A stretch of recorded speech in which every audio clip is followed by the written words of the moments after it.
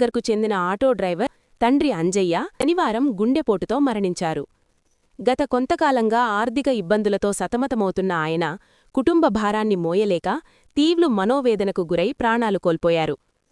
రాష్ట్ర ప్రభుత్వం ప్రవేశపెట్టిన మహాలక్ష్మి పథకం, మహిళలకు ఉచిత బస్సు ప్రయాణం వల్ల ఆటోలకు గిరాకీ తగ్గిపోయిందని, దీనివల్ల రోజువారీ ఖర్చులు కూడా వెళ్లడం లేదని మల్లేశం తరచూ ఆవేదన వ్యక్తం చేసేవారని సహచర డ్రైవర్లు తెలిపారు.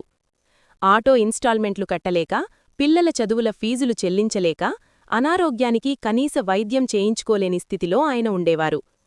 ఆటో డ్రైవర్ల సంక్షేమంపై ప్రభుత్వం దృష్టి సారించడం లేదని ఆయన తీవ్ర మనస్తాపానికి గురయ్యారు. మల్లేశం మరణంతో ఆయన భార్య, 2 చిన్నపిల్లలు మరియు వృద్ధురాలైన తల్లి దిక్కులేనివారయ్యారు.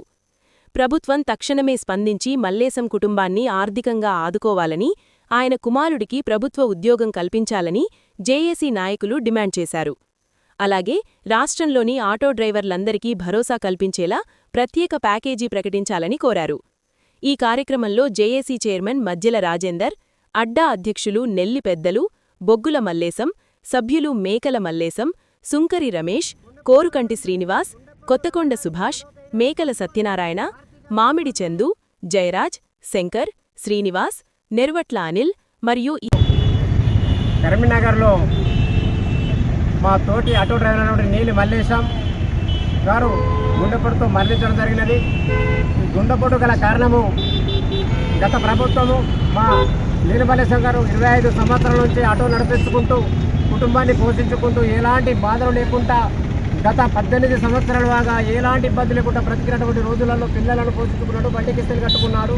తన కుటుంబానికి ఎలాంటి ఇబ్బంది లేకుండా జరుగుతున్న రోజులలో రాష్ట్ర ప్రభుత్వం 2023లో ఏర్పడినటువంటి కాంగ్రెస్ ప్రభుత్వం తీసుకొచ్చిన మహాలక్ష్మి పథకంలో ఉచిత బస్సు వల్ల కిరాలు లేక ఇంటి నడవలేని పరిస్థితులు 2 సంవత్సరాల నుండి నరకయాతన అనుభవిస్తూ పిల్లల ఫీజులు కట్టుకుంటే బండి కిస్తుకి లేదు, బండి కిస్తీ కట్టుకుంటే ఇంట్లో పోషణకు లేదు.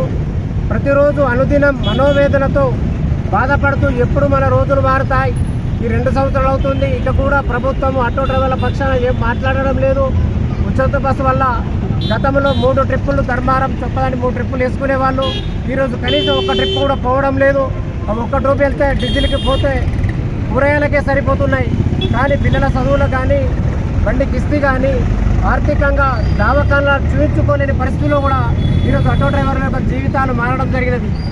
రాష్ట్ర ప్రభుత్వం ఇప్పటికి కూడా అసలు ఏమాత్రం కూడా ఆటో డ్రైవర్ల పక్షాన మాట్లాడమే లేదు. 2.5 సంవత్సరాలు గడుస్తున్నది. ఉచిత బస్సు వచ్చి ఆటో డ్రైవర్ల స్థితిగతుల గురించి మాకు తెలుసు. వారికి తెలిసే మేము మహాలక్ష్మి పథకం వస్తే వీళ్ళకి ఇబ్బంది జరుగుతుందనే వాళ్ళకు సంవత్సరానికి 12,000 రూపాయలు ఇస్తామని చెప్పి పెట్టడం జరిగింది. వాళ్ళు ఇస్తున్న 12,000 రూపాయలనే మేము ప్రకటించమని గత నిరసనలుగా 2 సంవత్సరాలు ఎన్నో కార్యక్రమాలు చేసిన ఇప్పటి వరకు కనీసం ఆటో డ్రైవర్లకు 12,000 వాళ్ళు పెట్టినటువంటి మేనిఫెస్టోలో పెట్టిన 12,000 కూడా అమలు చేయడం లేదు. ఉచిత బస్సు ద్వారా నష్టపోతున్నాం.